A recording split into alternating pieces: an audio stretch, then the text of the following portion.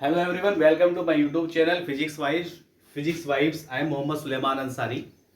Today's topic is Coulomb's law and gravitation law. इसमें क्या क्या सिमिलरिटीज है, डिसिमिलरिटीज है, इनके सोर्स क्या क्या है, उनके बारे में थोड़ा सा डिस्कस करते हैं. तो first point is both are fundamental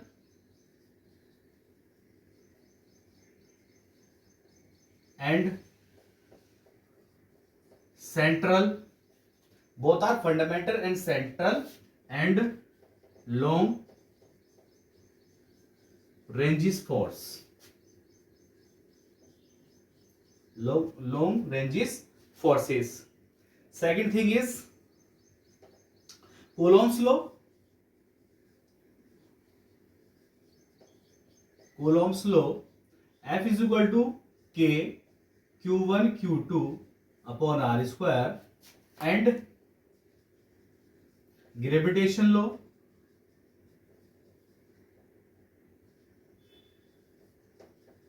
is F is equal to capital G M1 M2 upon R square. देखिए यहां पर भी 1 upon R square है, यहां पर भी 1 upon R square है. So both follow inverse square law. Both follow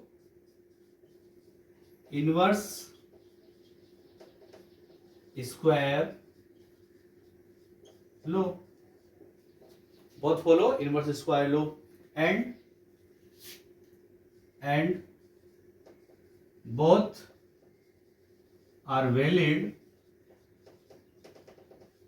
for point object. Both are valid for point object. दोनों point object के लिए वैलिड है. Second thing is the in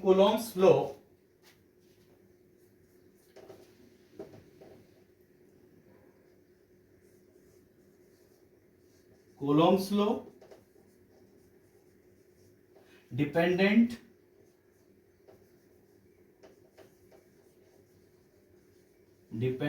on medium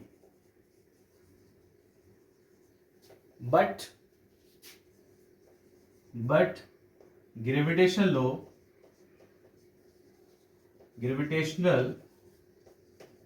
law is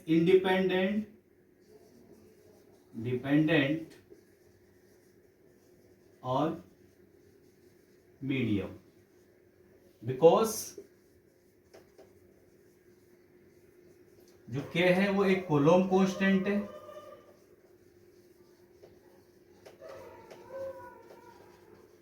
ठीक है, जो कि medium पे डिपेंड करता है, depends on medium.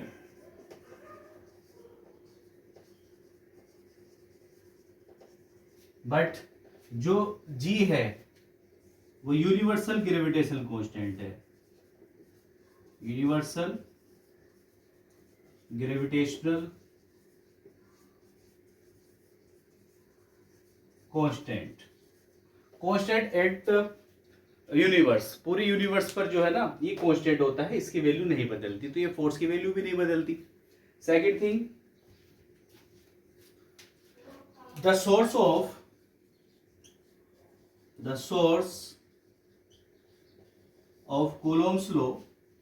Coulomb's law को हम और क्या बोल सकते हैं? इलेक्ट्रिकल फोर्स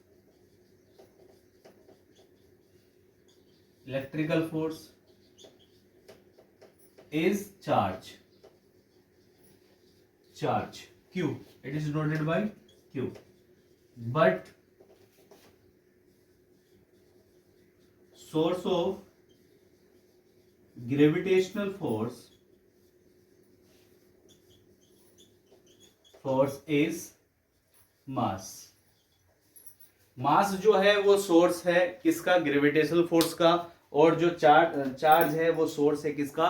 कूलॉम फोर्स का. हमने पढ़ा है आगे कि जो चार्ज होता है वो there are two types of charges. So electrical forces भी कितने टाइप के होंगे? 2 टाइप के होंगे, attraction as well as repulsion. But mass is only positive. तो क्या होगा? जो ग्रेविटेशनल का फोर्स होगा वो ओनली अट्रैक्शन का फोर्स होगा. We will write down again.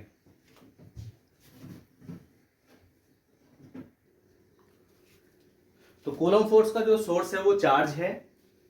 Coulomb force को हम क्या बोल रहे हैं? Electrical force. कूलम्ब फोर्स को हम और क्या नाम बोल रहे हैं? इलेक्ट्रिकल फोर्स या इलेक्ट्रिक फोर्स। इसका जो सोर्स है, सोर्स कौन है इसका?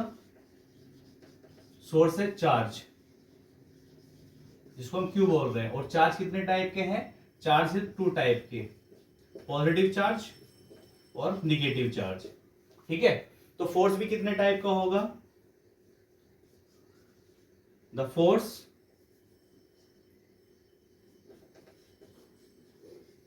forces should be 2 types, attraction as well as repulsion। ठीक है, attraction as well as repulsion. क्यों? क्योंकि ये 2 टाइप के होते हैं। यहां पर हमने बात की ग्रेविटेशनल की, ग्रेविटेशनल फोर्स की। तो ग्रेविटेशनल फोर्स क्या हो? इसका जो सोर्स है, इसका सोर्स कौन है? इसका सोर्स है मास। और ये कैसा होता है? Only positive, only positive. तो यहां पर जो ग्रेविटेशनल का फोर्स होगा, gravitational force will B only attraction, only attraction. ठीक है, तो ग्रेविटेशनल का फोर्स कैसा होगा? अट्रैक्शन। ये वाला फोर्स कैसा होगा? Attraction as well as repulsion, because charges are 2 types, positive charges और negative charges, but the mass is only positive. तो force will be, gravitational force will be attraction, only attraction force. Is it clear? ठीक। Next point is both are, ये पहले point लिख चुका हूं मैं, both are fundamental forces of nature. अब यहां पर हम ये देख रहे हैं कि जो इलेक्ट्रिकल फोर्स है, इलेक्ट्रिकल फोर्स मतलब coulomb force is greater than gravitational force. तो मैंने लिखा कूलॉम्ब फोर्स, कूलॉम्ब फोर्स, जिसको मैं लिख रहा हूं electric force, is greater than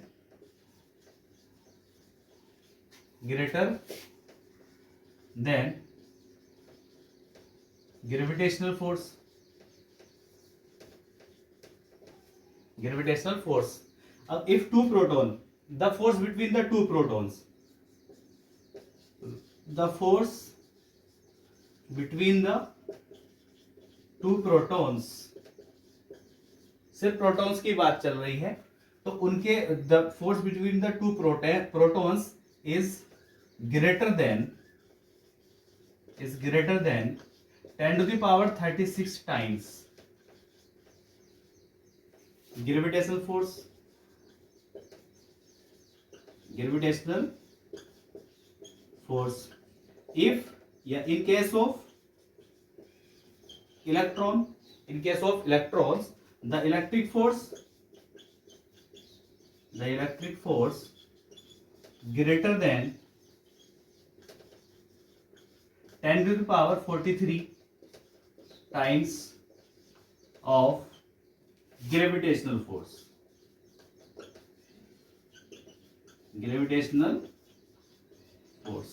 मतलब ये है कि प्रोटॉन प्रोटॉन के बीच में जो force of attraction, force of repulsion लग रहा है, वहां पर जो इलेक्ट्रिकल का फोर्स लग रहा है वो ग्रेटर देन होता है 10 to the power 36 टाइम्स होता है gravitational force. In case of electrons की अगर मैं बात करूंगा तो उनके बीच में जो फोर्स, इलेक्ट्रिक फोर्स होगा, वो ग्रेटर देन होगा 10 to the power 43 times of gravitational force से। आप यहां तक नोट करिएगा, देन इसको कंटिन्यू करते हैं। अभी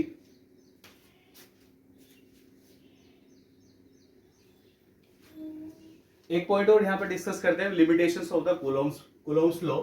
तो फर्स्ट पॉइंट है लिमिटेशन का, it is valid only for point charge, है ना। ये याद रखने वाला पॉइंट है कि किसके लिए वैलिड होता है? ओनली पॉइंट चार्ज के लिए वैलिड होता है। Second point is it is valid only for stationary charge. Stationary मतलब रेस्ट चार्ज, है ना। अगर चार्जेस रेस्ट पर रहेंगे तो ये लो वैलिड रहेगा, अदरवाइज अगर चार्जेस मोशन में आ जाएंगे तो वहां पर अदर टाइप के और फोर्सेस वहां पर एक्ट होना शुरू हो जाएंगे, अदर फोर्सेस भी वहां लगने शुरू हो जाएंगे, तो वहां पर ये जो ना इलेक्ट्रिक फील्ड के साथ साथ मैग्नेटिक फील्ड भी बनेगा, वहां मैग्नेटिक का फोर्स भी वहां पर डेवलप हो जाएगा, ठीक है। तो ये it is valid only for the stationary charge, ये याद रखने वाली बात।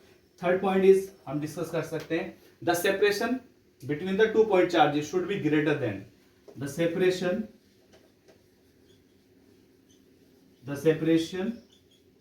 between 2 point charges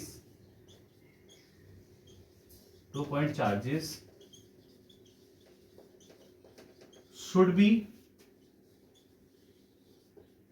greater than size of nucleus, approximately 10 to the power minus 15 metre.